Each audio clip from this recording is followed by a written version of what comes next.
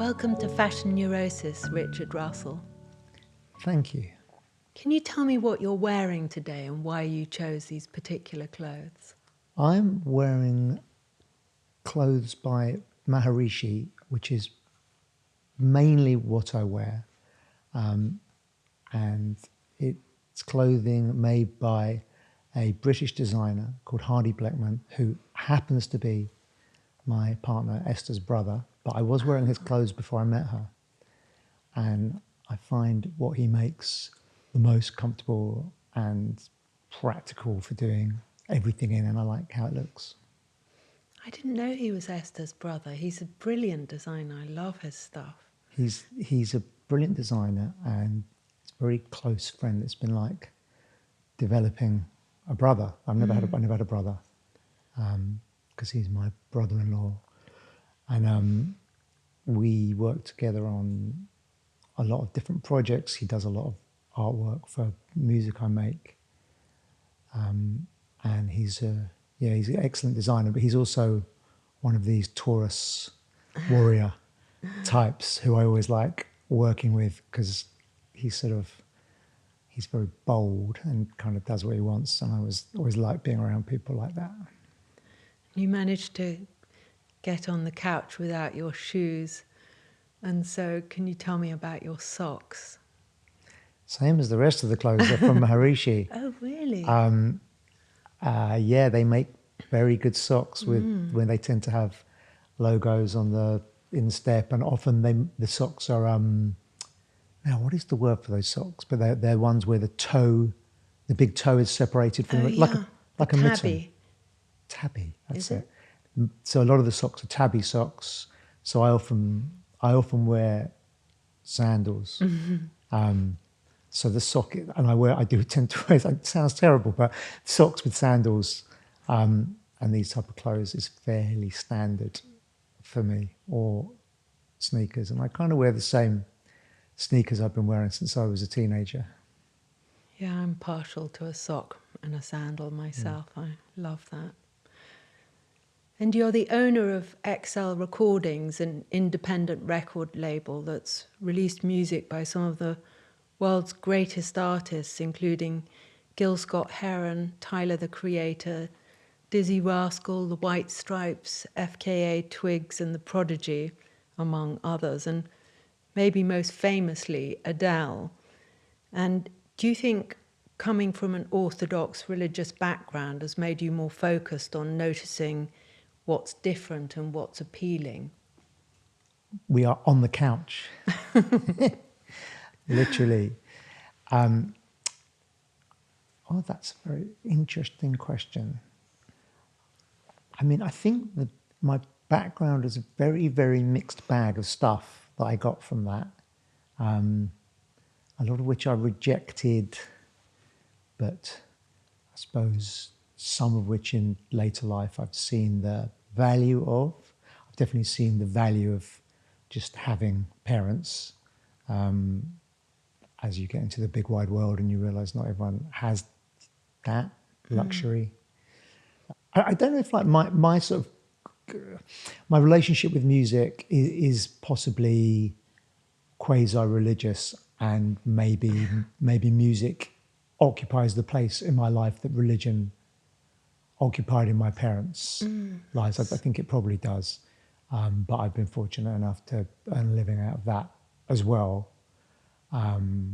which I suppose you would get to do if you were a priest or an imam or a rabbi or something. So yeah, music occupies this place where it is beyond what I can touch and see, and it's always been the place of escape and refuge and transcendence for me, as I think it is for anyone who is a fan of music.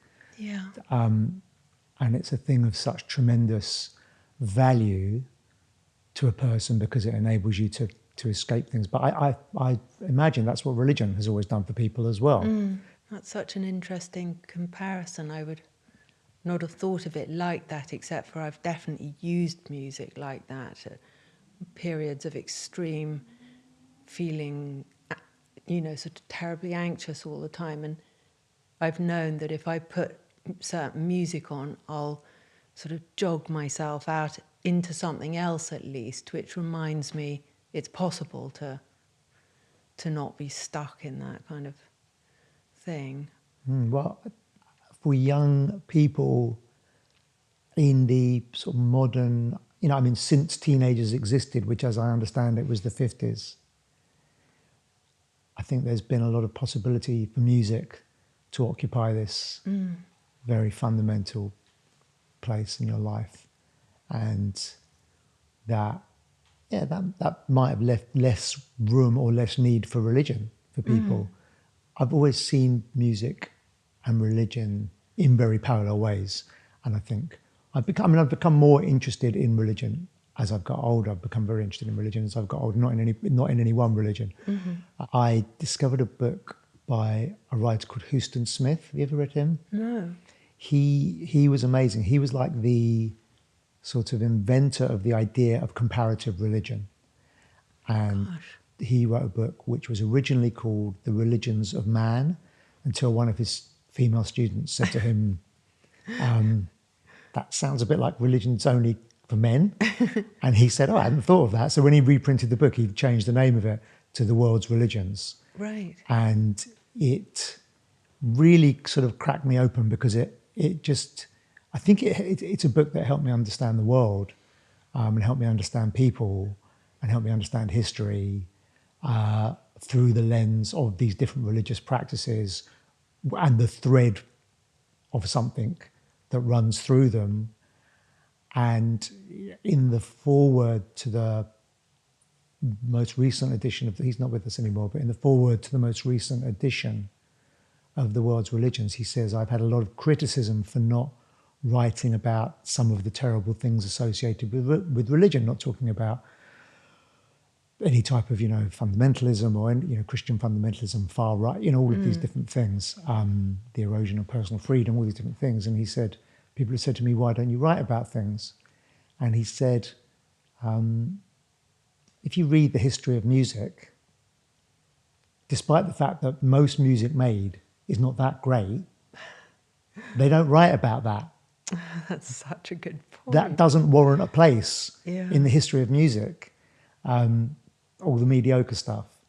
And he explains the history of religion in those terms. So it's very, very powerful. And I suppose the canon of music is something I've spent my life kind of learning about, or popular music anyway.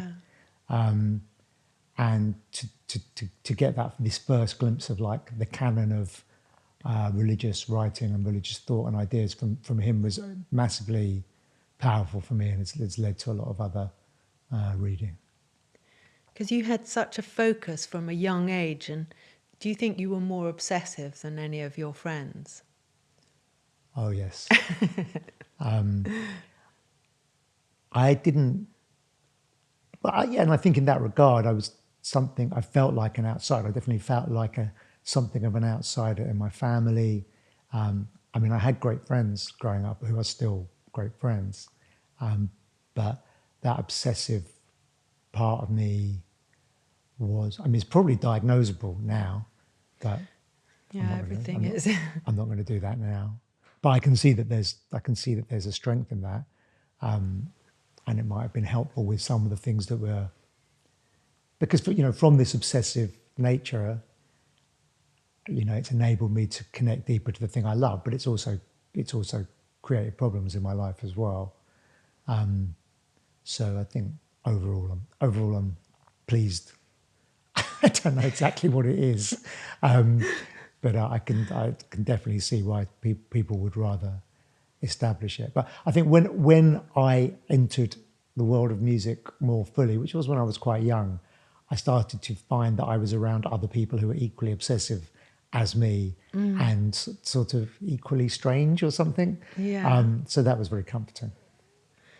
And was there anything that you were obsessed with wearing as a child, or that you longed to wear? Yeah, clothes are very important to me. And very connected to music, and I think most of my ideas about clothes were coming from that, from music. But then also, I think I think some of my drive and ambition was connected to just I wanted records and I wanted clothes, and those things were you had to have money to get them. So, and money that didn't seem attainable. I mean, any money, because there was, disposable money to spend on records and clothes. You had to work to get that. So I think that was probably quite a helpful thing for me in developing a work ethic when I was quite young. But, I've been a lifelong hip hop obsessive, and I loved hip hop from when I first heard it, which was Grandmaster Flash doing The Message on the Tube and Malcolm McLaren doing Buffalo Girls on Top of the Pops, which was actually within a week of each other. Really? It turns out, yeah. Gosh. So I think the playgrounds of the UK were pretty alive that following week with people trying to breakdance.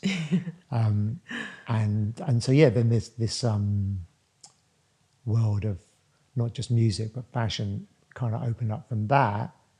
A lot of that was about sportswear and labels. And at the same time, there was the casuals sort of thing happening as well, which was related to football and was European and was coming from Italy and Liverpool. And they were an interesting they were parallel worlds who had a similar idea, I think, of some slightly aspirational way of dressing and identifying with labels. So I was very into that. But of course it was more of an idea and a notion. Like, I managed to get a Fila wristband. God. Because I think that was an entry-level priced item. And I wore it the whole time, and it got quite dirty. And my friends used to make fun of it, but it had a Fila logo on it. And I think about how that's sort of a bit of like desperation. And then I managed to save up and get Diodora trainers, but they weren't the Diodora gold trainers, which were the ones you really wanted. But I remember the Diodora gold trainers they were called that because they had the gold Diodora logo down the side. And they were completely outrageously priced and completely unaffordable. And that price was £40, which obviously is not that much for sneakers now. Yeah, I got interested in sportswear and labels and ways of dressing and having a wedge haircut, which I now think kind of came from Bowie and came from that Low album cover. Oh, yeah. Because that's a sort of ultimate wedge he's got there. Yeah. And the wedge was a big football casual haircut. You saw Paul Weller with a wedge. And at one stage, George Michael sort of had a wedge, although it was a bit curlier. So, yeah, there was that kind of 80s pop. I never really attempted new romantic dressing. No, it was kind of embarrassing, wasn't it? I think I was a little bit too young, and it was just it was maybe just a bit beyond me. But I think something which was a little bit more kind of hip hop, casual, streetwear, sort of I started to become aware of that. That felt very me. I haven't got that far beyond it, really. But so specific and so kind of, that somehow those clothes matter as much as the music. It's so interesting to hear a man talk about clothes in that way. I mean, most men do actually, given a little bit of questioning, but how exhilarating it is to be able to aspire, to crave and long for these things and then get one of them. And I enjoy clothes more and more. I think it's of more interest to me as I get older, not less. Having resources to be able to get the stuff you want still really sort of tickles me. Yeah. Like I feel really fortunate to be able to do that. That's never really left me. I think because the period of time before I could afford to have the clothes I want was at a very impressionable time in my life. So that sort of stayed with me. And I don't have I'm not into cars or anything like that. So I don't have I don't have enormously expensive tastes, but clothes are like a sort of abiding interest to me, and discovering, Maharishi is a sort of wonderful thing, and I like. Heidi is always designing new items of clothing that I like, but I'll sometimes come across another designer or label. Like I have this relationship with him, which my relationship with Esther is monogamous, but my relationship with Hardy is a little more open. So I feel entirely free to to explore other labels. And so every now and then I come across, I've come across a couple recently, and I think, oh, I really like these clothes, and you sort of investigate it. But I suppose it's like discovering a musician you like, right? You sort of start discovering the different things, and it can be quite exhilarating. And if you fancy someone but you don't like what they're wearing, does it kill your attraction?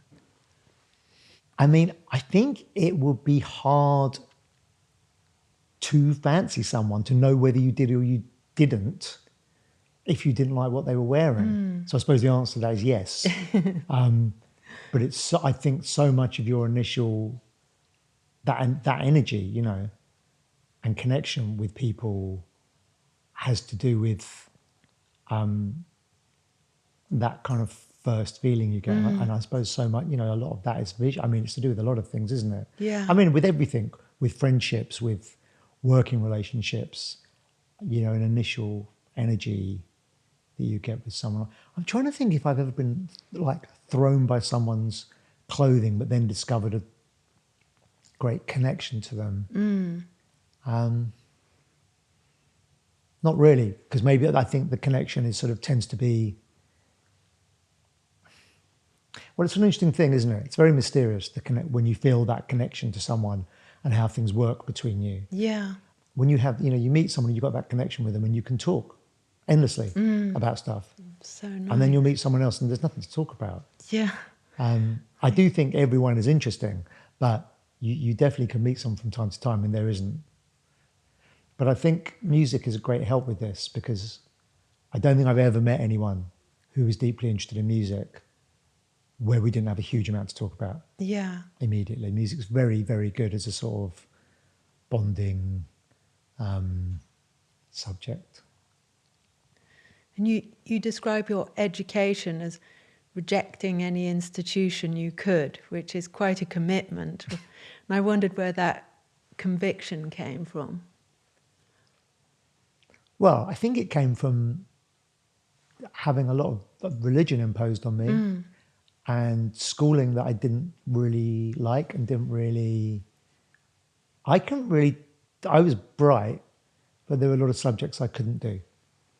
Now, again, this would probably suggest something to do with something that might have been diagnosable, but it was definitely interpreted by people who taught me as just being lazy or difficult.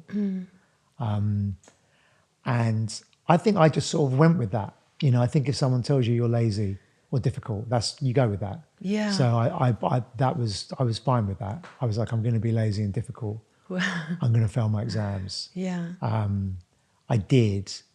And I also gave the impression of not caring about that, and I was DJing, and I was deeply into that from when I was 15, 16 years old. People would pay me to do it. I was good at it.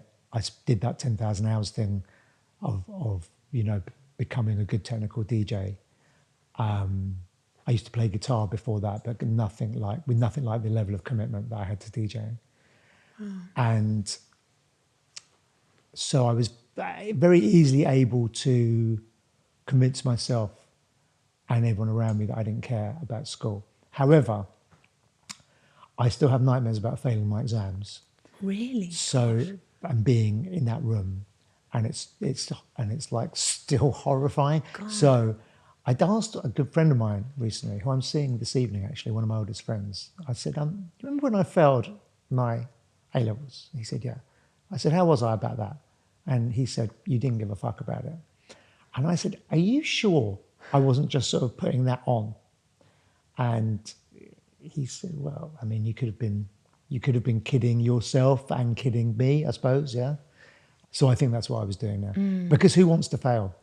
You know, who wants to do badly at something No, and exactly. have to deal with it and deal with the ups, because I was bright, and have to deal with the sort of upset you've caused. And so, but, you know, it also meant I had no safety net and, you know, nowhere to go except music. And I also moved out of home when I was young in a way where I was like, I'm not going back there. Yeah. And I mean, I had, I mean, I was very fortunate with my upbringing, really. I had loving parents. I grew up somewhere that was okay, but I was just done with it when I was quite young. Yeah. I mean, in a way that now feels a little bit sort of petulant, really, because nothing that bad had happened to me. But I was done with it, and I just I wanted to be in another world, a world of music, and I was like from when I was kind of 17, and I was in New York when I was 18. God. Yeah, I feel like now I realised there was a lot of bravado there, and as like you wouldn't really talk about your emotions at this time, and I think that was probably more true of men Yeah. then. I think, you know, there's always been a greater communication about emotional things, and, you know, your body as a women have communicated about. You might have some communication with your mum or your friends. I was never communicating about anything really with other men until I was a bit older. Yeah. So I don't think I was like processing much, which definitely stored up some issues for later on. But I was like doing stuff and moving quick, and DJing very quickly, starting to make records and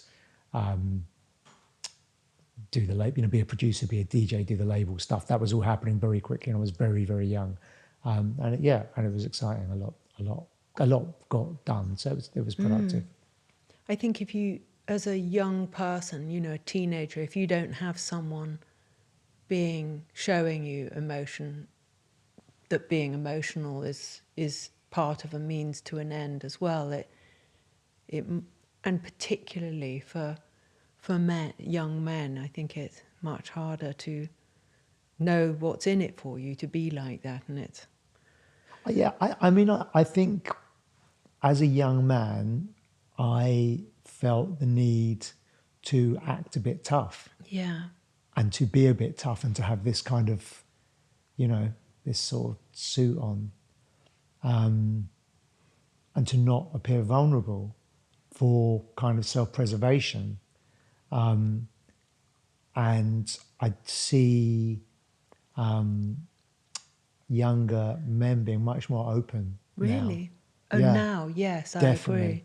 definitely, and it's really wonderful to see it. I mean, Yeah. I have two sons, and their level of emotional maturity, openness, willingness to like accept their own vulnerability really just makes me so incredibly happy to see that Yeah, they're able to do that. It's definitely, you know, things get worse in the world and they get better as well. And this is one of the things that is definitely an improvement, that there is space for people to, including young men, to discuss their emotions and be open about it. And I do think you're potentially avoiding an awful lot of mental health problems if you can be open yeah, about what I you're feeling. And completely I agree. definitely did not feel I had that possibility as a young man. I didn't either as a young woman, so Right, it right. was definitely. Just to do with the era, to do with the time. Yeah, and also to do with the lack of anyone else doing it. It was not something that people did. But you made an interesting comment about liking handbags because it seemed to give the person a pause moment, and you said that rings do that for you now, and I noticed that you're wearing some rather good rings. And have you ever tried a handbag now that you registered? I've got a pouch. It's over Oh, there. really? Yeah, I took it off when I came in, but Maharishi make these pouches, and it was a game changer for me to have this thing where it's got a notebook and 3 pens and, you know, the practical things like a credit card, a Vicks Sinex sniffer, some lip balm. It's a very, very useful thing to have a pouch. So I mean, yes, it is identical to a handbag, but in a way that I can get away with. And then you do start wondering how you survived before you had one of these things. Yeah, God. And in your memoir, Liberation Through Hearing, you talk about how your lack of experience made you unafraid of failure, and you became the boss of XL at 23. And I wondered how do you deal with self-doubt? Well, I think now I deal with self-doubt just by acknowledging it. Yeah. And I think I got in the habit some time ago of, rather than pretending that things don't make me angsty, I just accept that they make me angsty and I do them anyway. Mm-hmm. And I almost look for that as an indication of something interesting. And if it's making me feel uncomfortable, that means I might be onto something. Yeah. So I'm pretty suspicious of like feeling too comfortable at any given time. And a friend of mine who's a very good artist said to me once, the comfort zone is where you get your head blown off. I totally agree. Yeah. So, and I think when I was younger, I just wasn't processing anything. So it was tremendously useful for work because I was just doing, I was just going, and there was no theory of anything.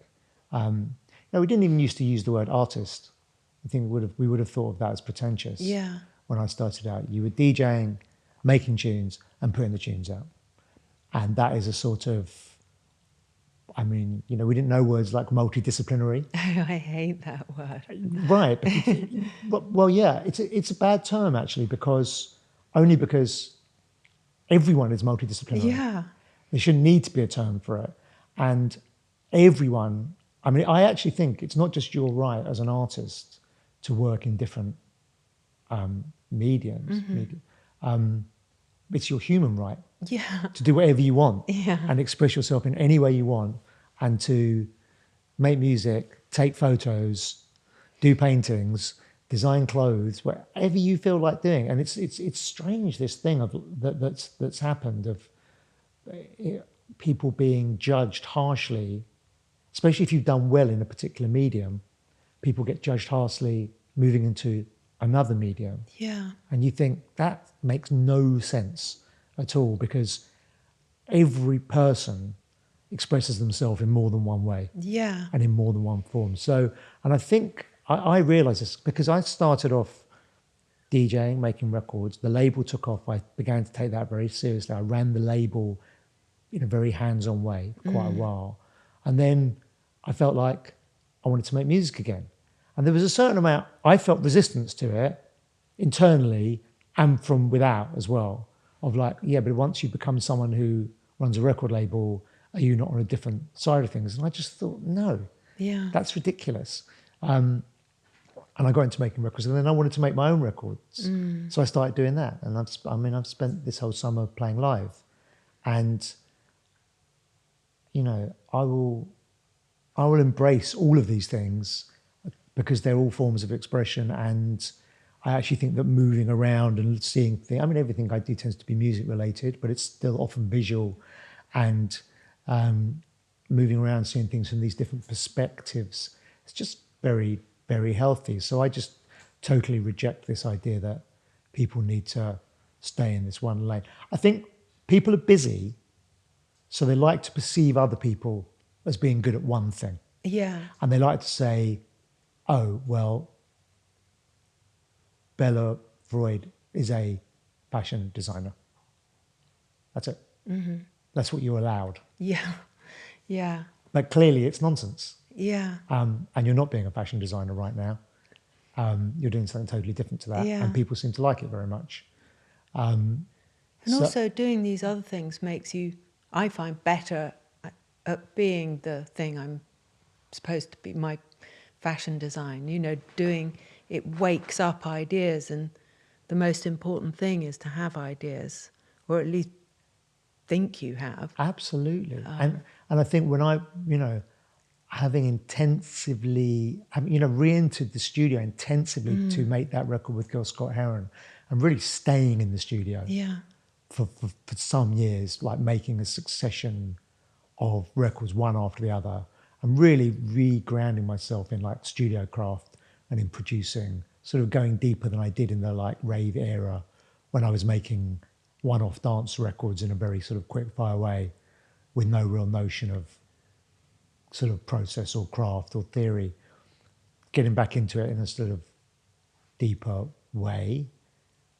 Not that there weren't great advantages to doing it in the less deep way, but it was a different time in my life. Getting into that deeply, it was tremendously rewarding. But at a certain point, I remember having to answer some questions and help out with something that was going on with the label. And I found it so refreshing. Or like doing the laundry almost, like just because a I'd immersed practical myself thing. in something else. Yeah. So I think anytime you do that, you are refreshing. You're letting the other part of you refresh itself and lie fallow for a moment, and then you come back to it, and your eyes are open again. And so this year I've been playing live. I'm writing a book, and it's been fantastic. Yeah. But I've got a bit of studio like work coming up, a little bit of music making coming up. I'm so excited about it, but I wasn't excited. I wouldn't have been excited about making music in January. Yeah. Or like making records. It was like a different time to like do something, to play live and do something different, and writing. So it's very for me. It's been a big answer to things. Is like keep the different channels open. Because by the age of 27, you'd had a huge amount of success, and you describe yourself as 30 pounds heavier and buying expensive all black clothes. And I wondered how did these clothes symbolize the discord that you were experiencing? Well, I suppose it's quite. Black clothing. Obviously, people can wear black clothing and still be joyous, but it can also be. It can be symbolic of something, can't it? Of it can be symbolic of death, and I think I had. I had hit a wall. I was having mental health problems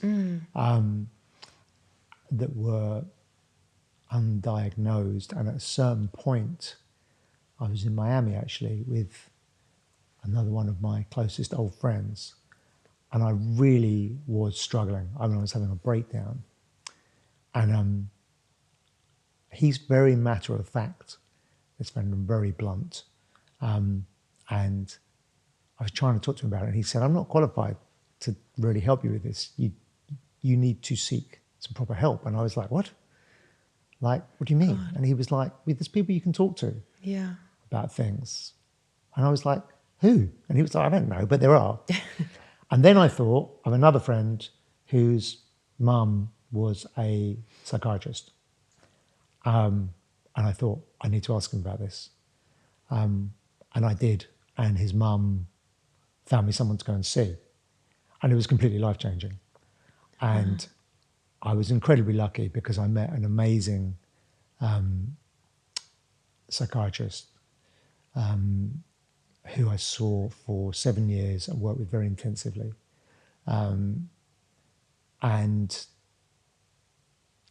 think it was just a sort of a study of the self that I'd never done. I didn't really know what my story was. I had no idea about it. And I needed to learn those things. And I think as soon as I started doing that, like things started opening up in my life. And for one thing, I realized that the relationship I was in was not right, and I was not with the right person, although I was in a serious relationship. And so I ended it, I think, to her great relief. as, as well as mine. I felt very guilty about ending this relationship so abruptly. And then I didn't see my ex for like 2 or 3 years. And then I bumped into her on Portobello Road. And I said, I'm really pleased I bumped into you. I feel so guilty about the abrupt way I ended things. And she said, I know, it was great you did that because you just saved us both so much time. God, how great. Yeah, That's it was really great. something. It was great. And I think we could both, see that things went wrong. And then, when you make those changes, it just, first, well, it's the gardening term, isn't it? First the cut and then the growth. Oh, I haven't heard that. Yeah. Before. So, obviously every, Yeah. things end and then things begin. So that was really like, so I got, I think mental health and physical health started kind of happening at the same time for me. I found a terrific yoga teacher. She taught me yoga one-on-one, which I've done ever since, and I do every day. God. I do on my own every day, and that's very important to me. And I think the interest in just sort of, I was very lucky. I had music all the way through this, and also there was one point where I said to my friend, whose mum found me the psychiatrist, I said to him, I don't think I can work. I don't think I'm well enough to work. And he said, keep working. God. And it was really great advice. Yeah. Because I think that, although it was hard, there was something there where I was not the person who was crumbling. Even though I was pretending to be able to do things, I actually was able to do them because I did them. Yeah. And so that gives you another sense of yourself. Totally, yes. And I think that was very, and I think, again, that's a work ethic thing. Like, you don't want to completely lose yourself to work, because I think that was a big part of the problem for me, is that I lost myself to work. They're very nuanced, these things, aren't they? I lost myself to work, but it was not the solution to completely do away with work. Yeah. Like, just as work had been part of the problem, work became part of the solution. And it was to work in a different way. And to work in a more open and less driven and less attached way. And to just not kid yourself that it was the most important thing in the world. And because then you're kidding yourself that you are the most important thing in the world. And it's just not true. Yeah. And as soon as I did this, and there was a genuine letting go of things for reasons of survival. And as soon as I did that, the sort of success kind of like increased. Like, it was unbelievable. God. But I wasn't that attached to it. I mean, I obviously was grateful for it and very accepting of it. But it really did happen. But I was very able to deal with it because it happened at a time when I was like, well, this could be happening or this could not be happening, and they'd both be okay. And as you know, success is happening, then I'm very grateful for it. But if it wasn't happening, that'd be okay, and it doesn't define me, and I'm not any better than anyone else because of this. And you know, people work very, very hard for their whole life and don't have a lot of success. And there's a tremendous amount of like happenstance, right place, things beyond our understanding that go into that. So it was, that was an interesting period. And then there was also a period there where then I met Esther, and that was probably the most life-changing thing of all. To meet someone where you felt this really genuine connection that hasn't changed at all in 25 years. Wow. Or I suppose it's changed, but it's deepened over that period. And having kids. And then, you know, if you needed proof that you weren't really the center of the universe, you've then got it. Yeah. And it's not, you know, wasn't ever really about you, but then you know it's not Yeah, about so you. true. Because you talk about unraveling and how part of your ego had started to disintegrate. And there was something that really struck a chord with me that you said, and it's about the fear itself is the thing. And I found the same, that I'm more afraid of being afraid than actual frightening situations. And I wondered how you go through the mirror with that. It's because it's like what you were describing before, this constant doing to not to sort of handle the fear, but it isn't the solution somehow. It's about acknowledgement of your own fear. And for me, not being in any type of therapy anymore, writing things down is extremely important. Do you still write a diary every day? Because you mentioned that in your I have memoir. I have a little book with me always. I don't keep it quite as a diary, like a daily thing, but I will process fear in there. And when you put it on paper, you see it for what it is. Yeah. It's not real. Exactly. It feels real, Feels doesn't very it? real. But it's not to be listened to. It's to be ignored. It's to be accepted. It's to be faced. It's your demon, isn't it? It's to be faced, acknowledged, respected in a way. But then you are meant to do the exact opposite of what it's telling you to do. Or more often what it's telling you not to do. It's saying to you, don't do this thing because you might fail, you might trip up, you might not be able to do it. And the actual you is fine with all those things. It doesn't matter. Yeah. And that demonic thing that's very close to what the ego is. The ego is telling you you can't do these things. And the ego is also, as well as telling you you are lesser than and you are unable to do things, the ego is equally happy to tell you you are more than and you are greater than. The ego is happy to tell you you're superior or inferior.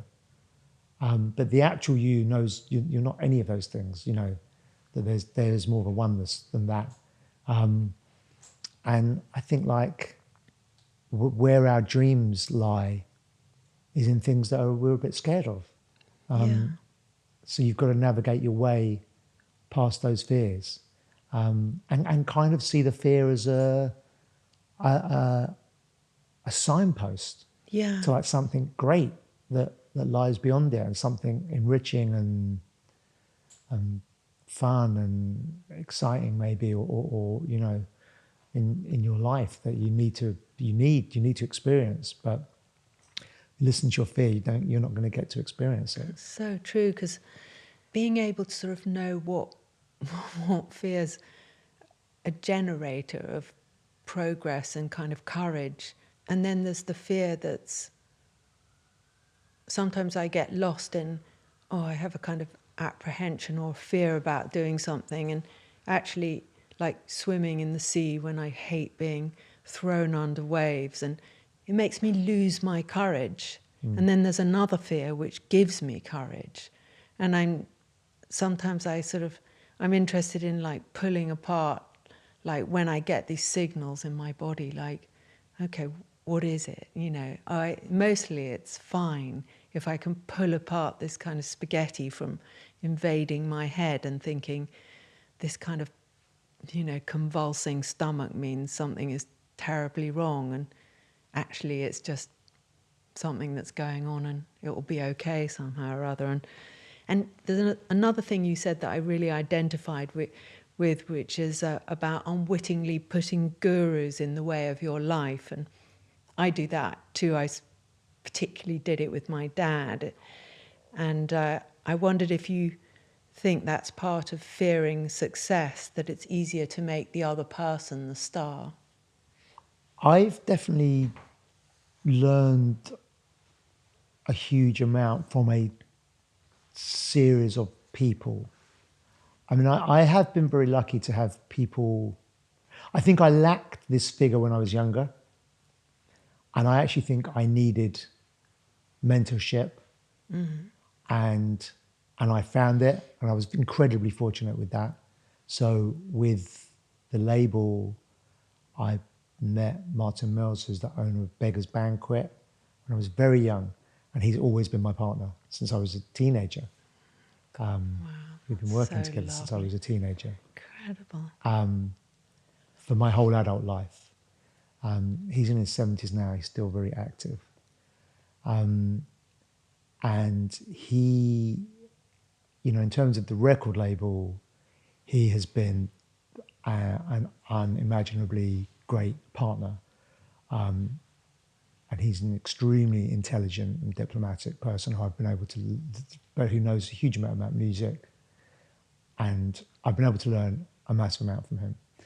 So I've been very lucky with that. And then, you know, I had this tremendous psychiatrist. I had a great yoga teacher. This sounds like the worst Oscars award thank you speech of all time. Thank you to my yoga teacher, to my to my psychiatrist. No, but and you know, and actually at the time when I wanted to, well, even before I made that record with Gil, Liam Howlett from Prodigy, who I'd worked with since I was 19 years old, he said to me, in what must have been 2000 or thereabouts, he said, have you got a laptop and music production software on it? And I said, nope. And he said, you're going to love this shit. This is like, they've made all this stuff way easier than it was. Those of us who like grew up on like Akai samplers and like the original ways of beat making that were, you know, great in their ways, but lengthy, became a lot simpler with laptops and software. And he was absolutely right. And I loved it. And I was so grateful to him for flagging that to me. Amazing, yeah. Because actually in working with Prodigy on the label, that did sort of coincide with me stopping making my own music. Because I sort of recognized how very, very great Liam was. Yeah. And I wanted to help him with what he was doing. And the role that was there was to be the record label. So I embraced that and I did that and I did it very well. And I wanted Prodigy to be this big worldwide success. Now, obviously, they were that because of this incredible music that Liam made and Keith made and Max, and, you know, this amazing group of people. And they're still this amazing group. But that did coincide with me stopping making music. And I think Liam had noticed that. And so he flagged this. And that got me back into it. And then I think this notion came up that I wanted to make a record with Gil Scott-Heron because I wanted to hear a new record by Gil Scott-Heron. And I knew that it would be somewhat difficult. Yeah. And I knew it wasn't really right to try and find someone else and say to them, oh, can you try and do that? That if I wanted that to happen, that was something I needed to take on myself and do it and just do it. Now, we were talking about your fears earlier. It was frightening. Yeah. That was frightening. What that entailed, where I had to go, how I had to, you know, we started off writing letters to each other, but... Was he in prison? Because you said he was in Rikers Island and you went to visit him in prison. Was that the first time you'd met him? In person, yeah, but Yeah. we corresponded before that. And the letters were very good and full of humour and lightness, despite him being there, and beautifully written. Amazing. Because that record is one of my favourite things I've ever heard, actually. That song, Dear Baby, where he says, I keep trying to write to you. I mean, it's not like that, but essentially I keep trying to write to you and all I can put down is, Dear Baby. And, oh, God, that killed me, that song. It's just so, everything about it was so moving. What an amazing experience to have found him and made his last record with him. Oh, yeah, it was very, very deeply moving. And he said at a certain point, when we used to work at a studio called, we started off working in Looking Glass Studio just above Soho in Manhattan, Philip Glass's studio. and then it closed. And we moved to another studio, and that closed. These studios just kept closed. It was the era, I think, of a lot of studios and record shops closing down. And finally, we set up in Clinton, which was in Hell's Kitchen. And it was a lengthy process making that record. And Gil said to me, "So is this what you're doing now?" Because, I'd been having this, I was running the record label, and it was going very well. And making this record with him was my re-entry into that. He said, "Is this what you're doing now?" I kind of felt like he was putting me on the line somehow. And I felt like I had a decision to make then and there. Yeah. So I said, yes. And he said, "Good. We need people like you in this environment." Wow. And it's kind of what I've been doing since. God, amazing. Because I felt like I committed to it. But I think having really fully committed to it, the next sort of revelation was the thing we discussed earlier. You don't have to just do that. Yeah. I mean, I did have to just do that for a while because I needed to really fully re-immerse myself in a different working rhythm, different working environments. I'd been working in an office for a while, and I needed to be in a studio. So, because you seem to have changed profoundly since your crisis, and because you describe in your book as having a panic attack when you arrived in New York to work with Gil, and talking about having an inner coward and saying, "I'm weak except for when I ask for help. I'm strong." And that's such a powerful thing to say. And how did you learn to trust that? I think it probably came out of the absolute necessity of seeking help when I had that crisis in my late 20s. I imagine prior to that, I might not have been that good at asking for help. I'm not sure. I think I had this great good fortune of kind of having a business partner anyway. I'd never looked for one. It just happened. So that part of my life, I was all right because there was someone helping me. Yeah.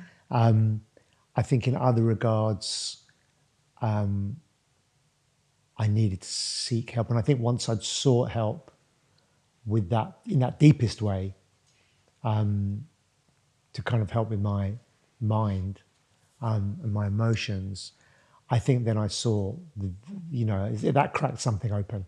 Yeah. That I saw, you can always do that. People can always do that. And I think what's happened as a result of that as well is I've been able to help other people. Yeah. That's the key. And my isn't capacity for that has grown exponentially because I've just been helped so much by people. And I think part of the immense power and beauty of that is you learn a bit about doing that.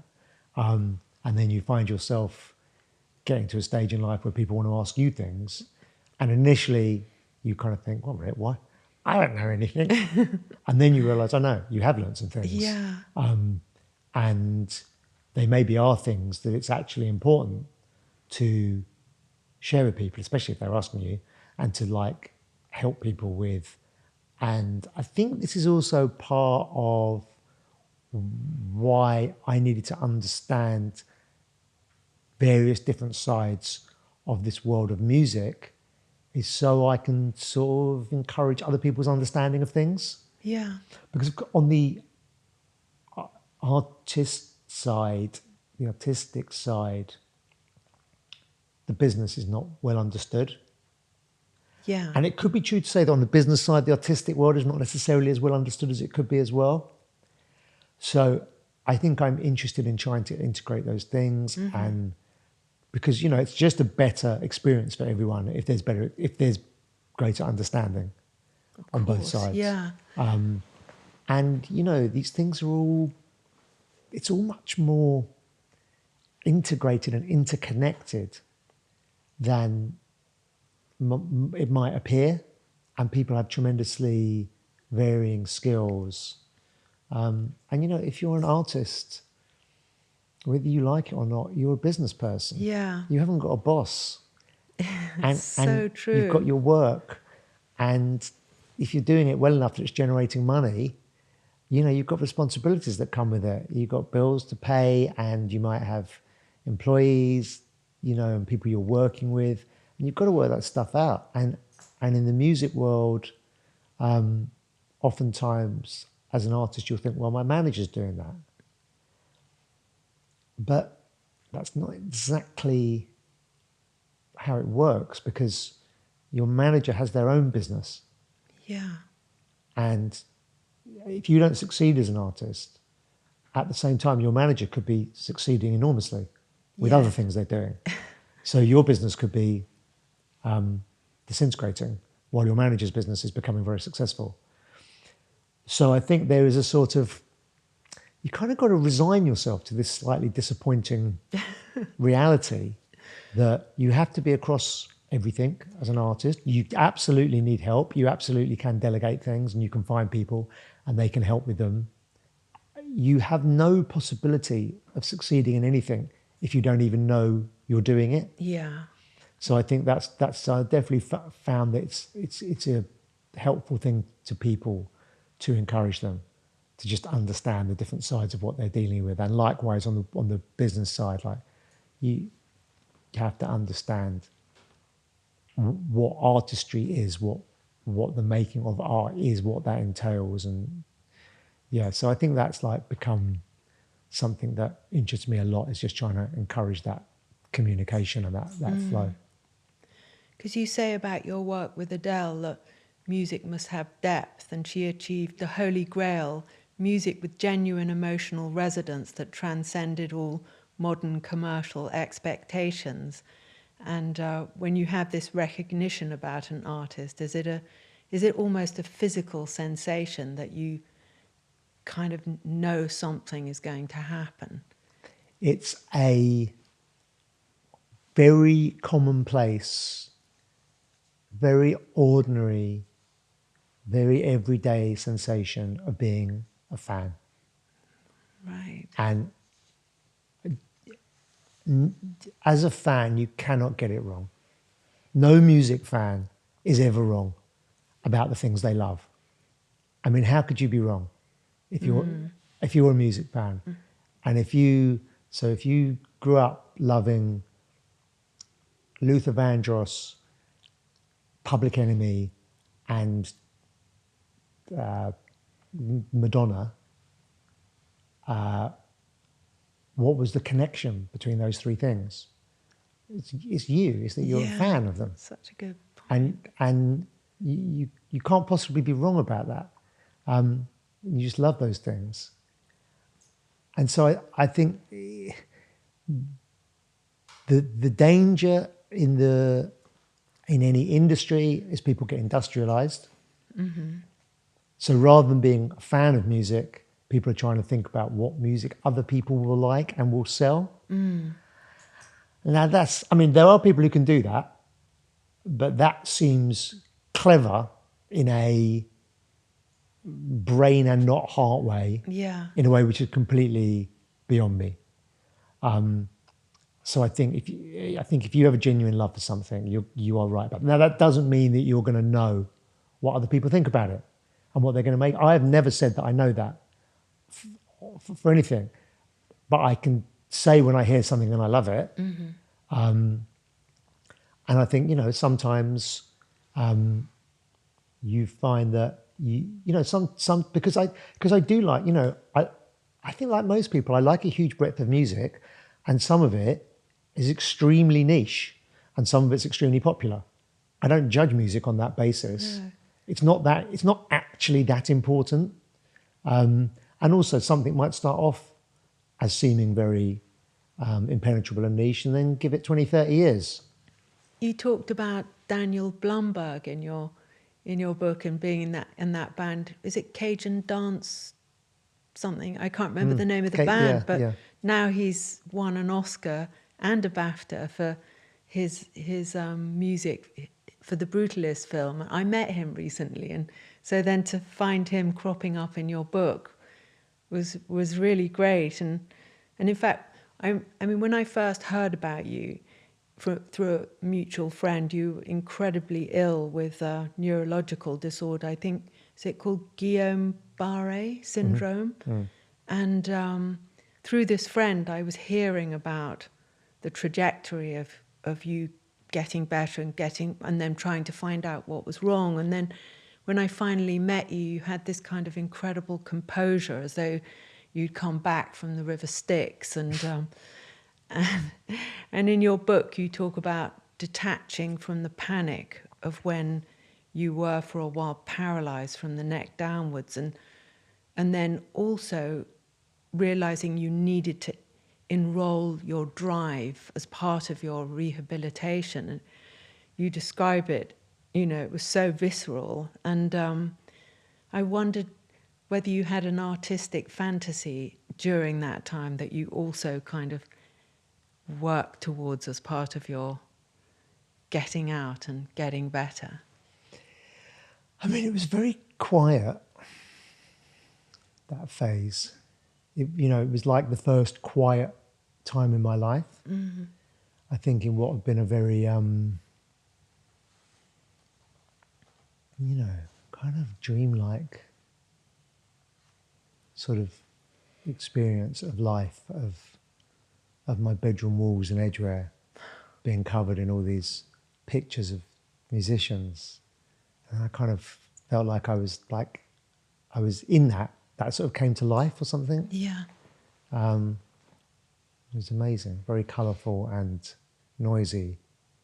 And then, that experience when I was 42, it's like, seems to be an age, odd things happen to people a lot. It was very quiet, and there was no. I mean, for a while. I had this tremendous stillness, and I actually thought I've cracked it. So when I was at my worst, I had this thought. I mean, I thought I've cracked it. I've sort of transcended. I have this great stillness, and then, I was very, very ill when I had that thought. And I think sort of oblivious maybe to that.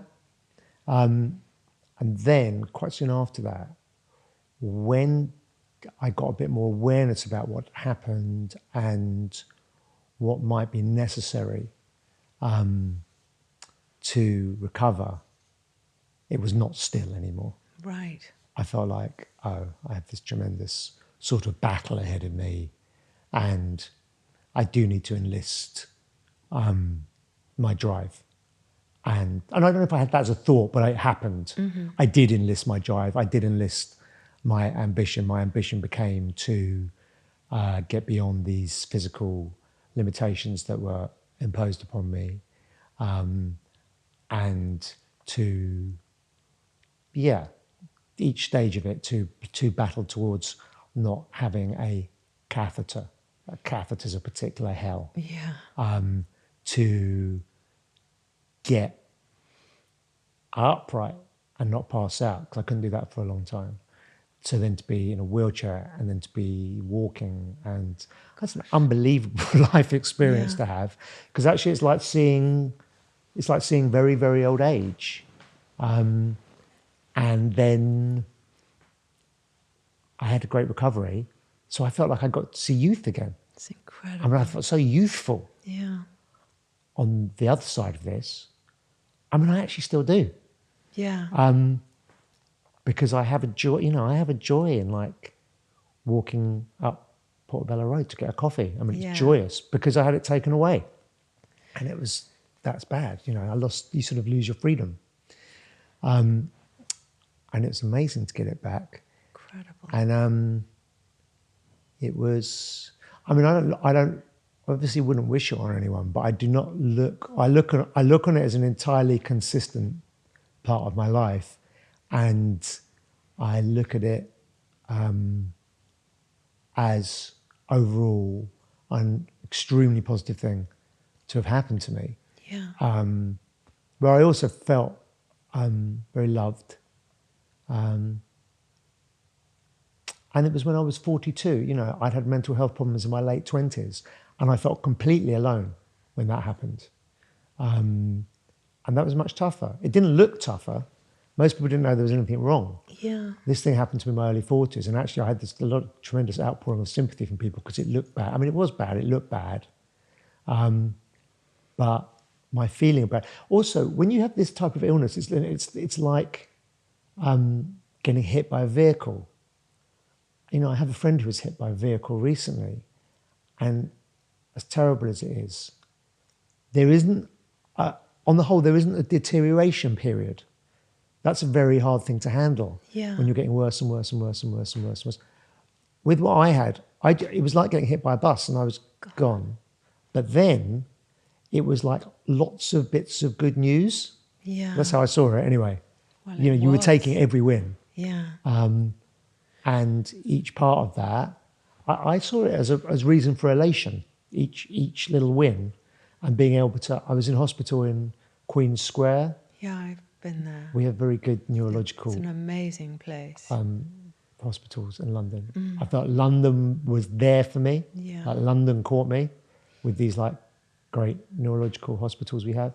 I was in Queen's Square for a period of months, and I have an extremely vivid memory of the day the first day I went out of the hospital in a wheelchair into Queen's Square itself. The colours, the vivid, it was very hallucinogenic. Gosh. It was very, very LSD, and a wasp. I was looking at a wasp on a flower. It was so vivid. It was so beautiful. Yeah, to be able to see that, like this sort of re-seeing of everything, and then back into the room for a bit. But then, you know, gradually getting out more, and you know, there used to be a Spanish restaurant on Lamb's Conduit Street, which is gone now. I went there. That was the first time I attempted a meal. Wow. It didn't actually work out that well. I passed out during it. But there was a moment in that was, you know, just all of those things, like, yeah. It was, moving back to life. I mean, what a miraculous thing. It's what a trip. Incredible. Because also, with everything is recorded, you put yourself artistically at the centre of that. And I had the good fortune to be there at you had 2 live recordings, I think, of that album. I came to one of them, and I listen to that record still all the time. It made such an impression on me. It was so beautiful and moving, and you play this electric beats sort of drum thing. Sorry to describe it in such a clunky way, but and I think you're in a duo now with Sam Morton too. Is that? We've done that right? As a band, but actually we've been doing Everything Is Recorded shows all this year. Really? All this summer, yes. Yeah. We've just done a run of 8 shows, mostly festivals.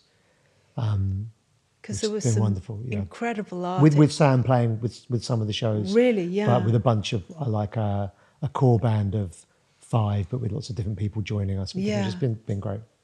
I discovered so many great musicians from that album, and Obon Jayar and Sampha and M.I.A. I mean, everyone was just so gigs, you know, just so affecting. It was like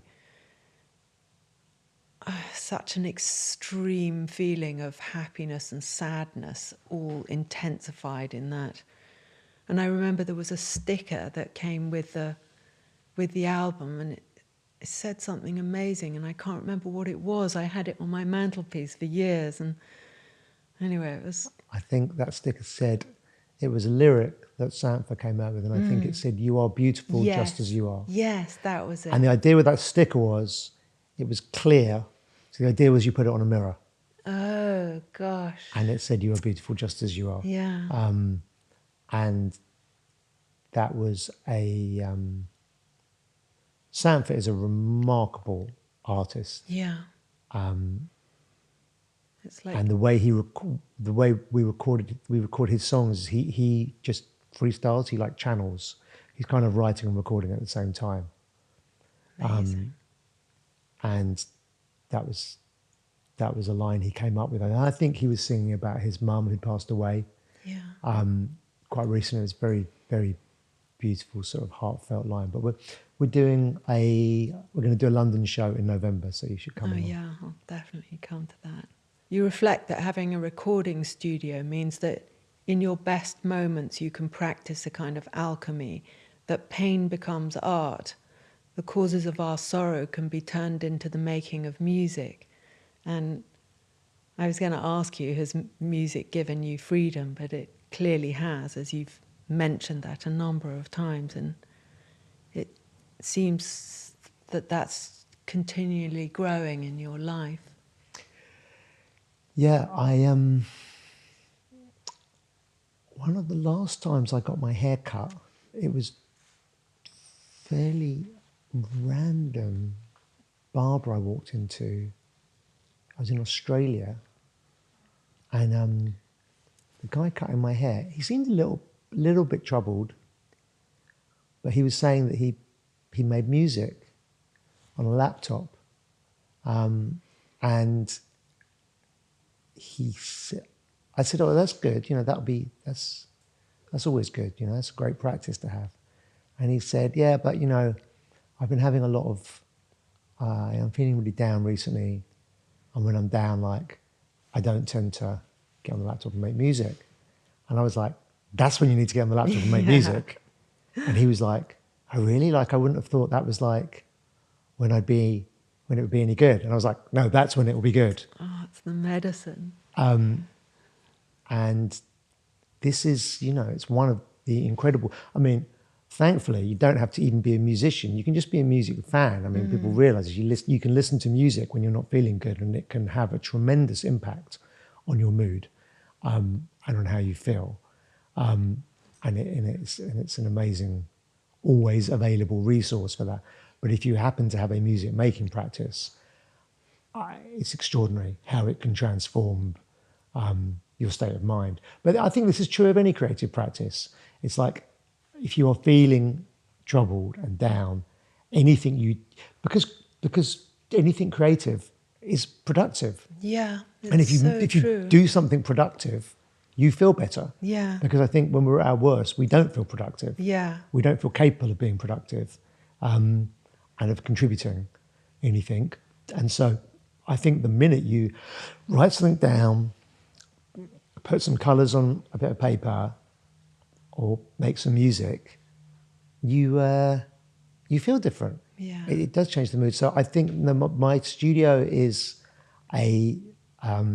people have often commented that they feel it has a healing energy to it. And obviously that's not something I could have deliberately aimed to do, but it has had that effect for me. I was building the studio when I got ill. Really? I was working, a guy called Matt Thornhill, who was working at Excel, who now works at Young, was very deeply involved in it. And I kind of managed to say to him, "I'm not going to be able to be involved in this now. You got to do it."